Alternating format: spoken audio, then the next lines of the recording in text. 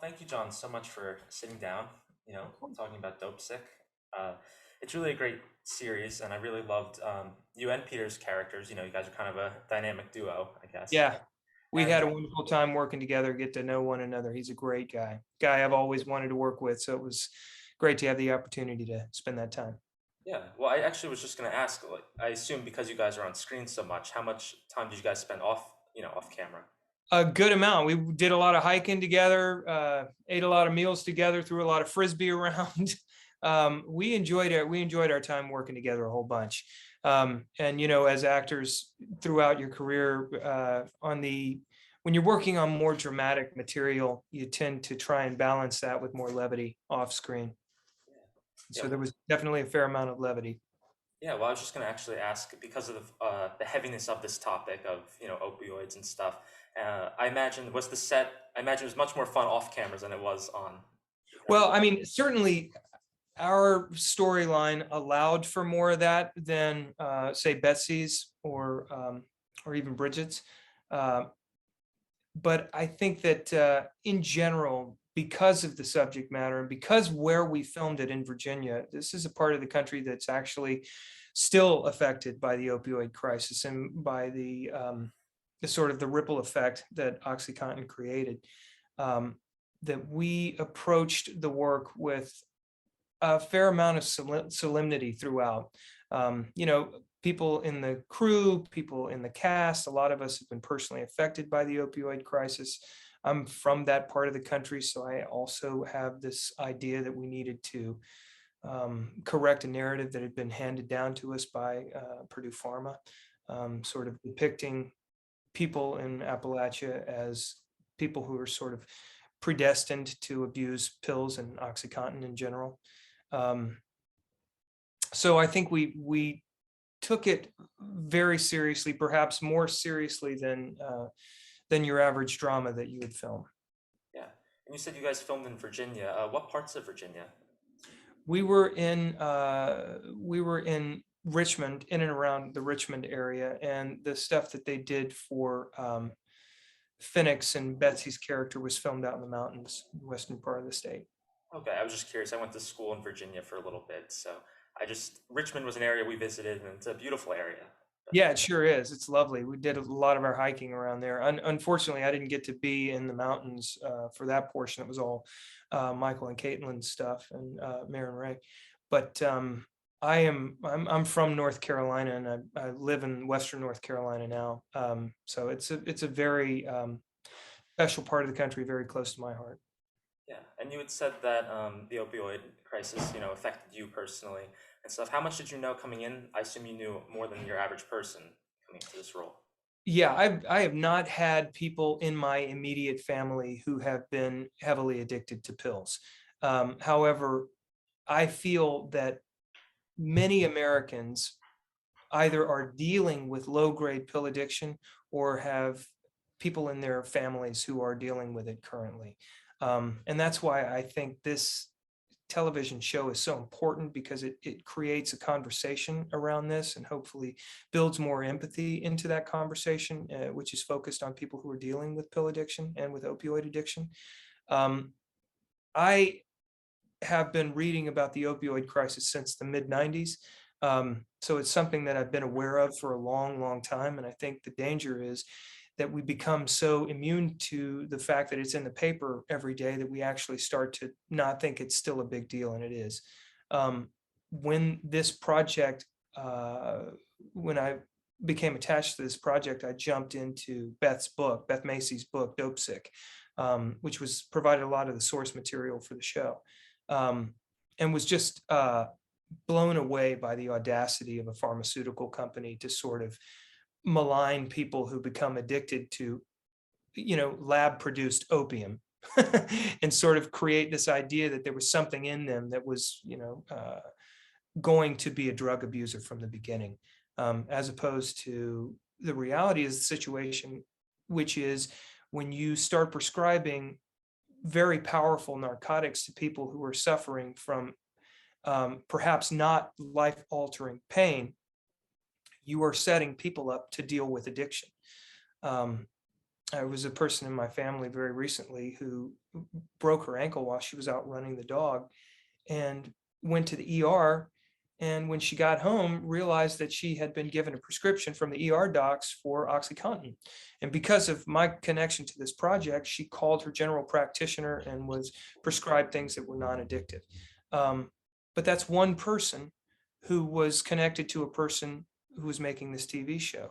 That's why this TV show is so important, is because it starts to let people know that we have to take a little bit more ownership over what we're putting in our bodies. And we have to open up conversations with our primary care providers around, is this absolutely the best drug for me? Is there any chance that I'll become addicted to it? And if so, what are other options? OxyContin is still available on the market, and there are still applications for which it's probably the right drug. We're talking about like end of life pain and issues that are going to be completely life altering. But moving forward, OxyContin will not be making any money for the Sackler family. All of the money that will be made off the sale of OxyContin going forward, I think, will be going towards people who are suffering from addiction. Yeah, and it's incredibly powerful. I mean, I thought of the show kind of like a call to action, especially towards the end, because I think it's the last episode that jumps to 2019, I think the year is, Mhm. right? And it's, it's very troubling to see kind of like how it's gone on. I think the show starts in the 90s, correct? Mhm. And, it's all the way up to present day. And I think that that's, incredibly real. And I was actually just going to ask, the show feels so like genuine, if that makes sense, and very intimate. And despite having such great actors, you, Peter, Caitlin Dever, and Will Poulter, Michael Keaton, of course, what do you think added to this level of just it just felt so genuine? Do you have any I'm idea? really glad to hear you say that, Andrew. Thank you for saying that. I think if it feels that way, it's because we have tried to approach this subject matter from a standpoint of this can happen to you, Andrew. You're playing a pickup soccer match with your buddies and you hurt your knee and you go to the doctor's office and you're immediately prescribed this thing because you've been shown this thing, and which smiley face speaks to you. We're having conversations about pain. We want to make the point that opioid addiction can happen to anyone in a situation where it's being overprescribed. That is a problem that was created not just by Purdue Pharma and the Sackler family, but by the paradigm of regulation at the FDA. There was a situation that made it possible for this family to abuse the system. And unless we change the system at its core and we take money out of the regulatory process, we make it so that there's not really a paradigm in which someone who works at a regulatory agency is going to go and then work at the companies that they're trying to regulate. Unless we change that, this is going to keep happening. So in a way, it's not just the Sacklers who are being called out on the carpet here. And it's not individuals at the FDA. I believe doctors and people who work at the FDA and the Justice Department, all of the people who kind of dropped the ball here, I don't think it's down to them being bad people. I think it's the system that needs a little bit of work. And if we've played a part in creating a conversation about that, I feel very fortunate to have been a part of that. Yeah, and like you said, it kind of never ends. And I think that's something that stood out to me about your character and Peter, both of you guys. You guys, right at the end of the show, you guys pick up and it just continues for you guys. It never ends. You guys don't really get closure, right? I mean, it's one chapter of the book closed, but then more possibilities. It's unfortunate that it just doesn't Yeah, end. all sorts of different areas in the pharmaceutical industry that require their attention, for sure. Yeah. And what was for you the most challenging day of filming? Like, was there a specific day? There was a scene in, I want to say, the second episode, where Randy has received a diagnosis that he's got cancer and he's going to need to go uh, into the hospital to have it taken care of. And Danny wanted me kind of to flip through several pictures and profiles of people who had died from OxyContin overdoses. And shortly before we started filming, I lost my niece. She was killed in a car accident. And the scene required me to weep openly. And that was very, very hard. And yet that emotion was readily accessible to me.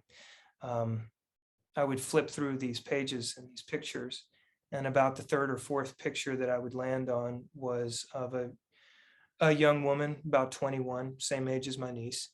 And that was very, very difficult to have to go to that headspace with that experience so close for me and for my family. But we had the most amazing crew and the most wonderful material to work with. From the second I walked on set that morning, going through the period when we had finished getting that material on tape, everybody was so supportive and gave me space to kind of go to that place. Felt very fortunate to get to do that. Yeah, well, I'm so sorry to hear about your loss. But I'm glad that you're still able to push through, and it was a great season for you. And one final thing I wanted to ask you is just I think that with Dopesick, you're kind of seeing such big name actors like Michael Keaton or Will Poulter that are going to TV, and you've done a mixture of TV and film. What do you think about that? I feel like 5 years ago, there was a stigma with going to streaming and playing a role on a show. What do you think about that now? Yeah, I'm certainly familiar with that stigma in the past. I think that well, a couple things. I think that for Danny to have tackled this subject matter, he couldn't have done it as well as he was able to do it if he had had to condense it to 2 hours. It required 8 hours, and truth be told, he probably could have filled 13. I think that it's probably, I can't speak for Peter specifically or for Michael or Will, but I think that the allure for them of getting to extend an arc and go that far in depth is very, very attractive to them, especially when they know that the project is going to receive the attention that it deserves. That would be my guess. I think it's also it feels really good to get to dig in like that and work on something with the same group of people for several months. Peter and I worked on this together for 6 months, and I feel like we really told the story from the perspective of those two characters. I feel like, again, we would not have been able to do it justice if we had had to do it in a shorter period of time. And I do think, to your point, so much wonderful work is being produced for the small screen. It's very exciting. Stories that otherwise never would have been told before. There's a lot more room, a lot more space to tell a lot more stories from a lot more perspectives, and it's a very exciting time to be an actor and to be producing this kind of work. Well, thank you again so much for sitting down. Congratulations on the great season. And yeah, watch the season finale of Dopesick or series finale of Dopesick on Wednesday.